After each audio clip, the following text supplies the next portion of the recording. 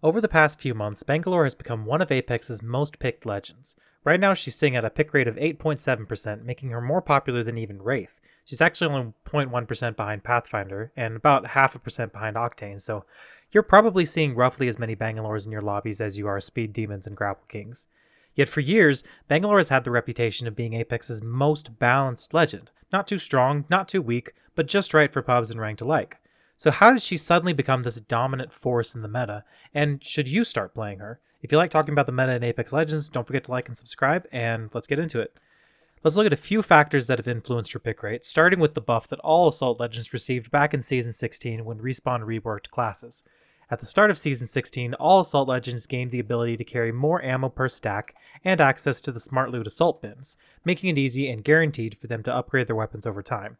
As we talked about with the 30-30 repeater in my previous video, being able to open up more space in your bag can be a game changer, and this alone has led to the rise in popularity of all Assault Legends, most notably Bangalore and Fuse. So if you know the value of having good attachments for your guns and having more space in your bag, then that's reason number one for playing any Assault Legend. If you want to improve your in-game economy, then you'll get more bang for your buck with Bangalore. Get it? Bang for your buck, because she helps manage your economy. Her name's Bang. I'm working on dad puns because I just had a kid, so forgive me if these are like really cringe. Moving on. Whereas many of the other Assault Legends have very specific playstyles, such as heckling from afar with knuckle clusters or getting right in people's faces with shotguns, Bangalore's kit works in basically all situations. If you need to cross an open space but you've got a team taking pot shots at you, you can just smoke them off and you're good to go. If you need to res a teammate but you don't have any cover, smoke doesn't guarantee you'll get it off, but it sure beats nothing. If you need to push a team off of height, or if you need to keep a team off of your back while you reset, Bang Ult works great for that.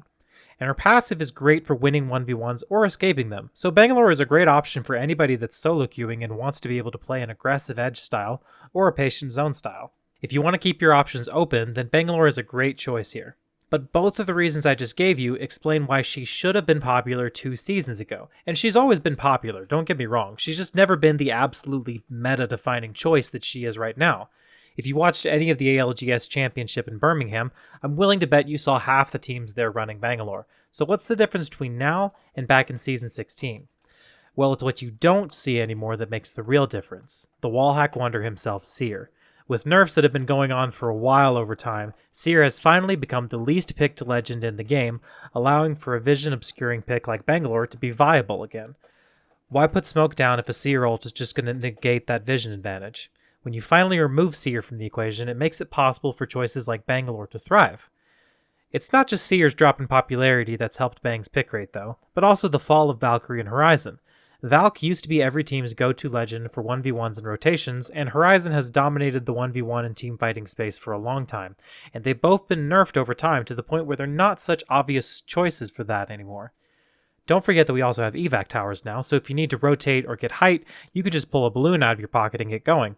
As legends like these fall out of the meta, it can oftentimes allow for more space on a team, space for more versatile picks that are good at everything like Bangalore is. Now you may be wondering, given her popularity, is Bangalore going to get nerfed anytime soon?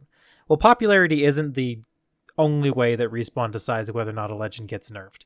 They decide based on several factors, including pick rate, but also KD and win rates. If you go on ApexLegendsStatus.com and look at win rates, which on this side a win is defined as any game where you gain LP, a loss is defined as any game where you lose LP, and the population we're pulling from is high-ranking players.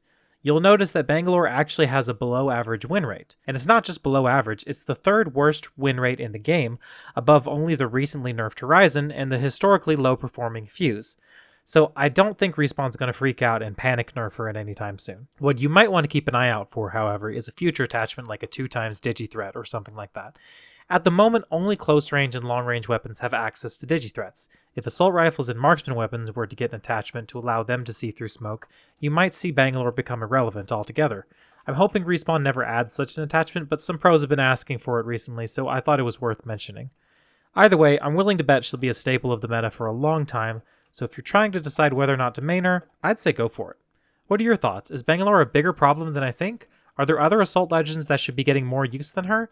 What other changes could bring her in line with other legends? And what do you want to discuss about the Apex meta next? Thanks for watching, and I'll see y'all in the comments.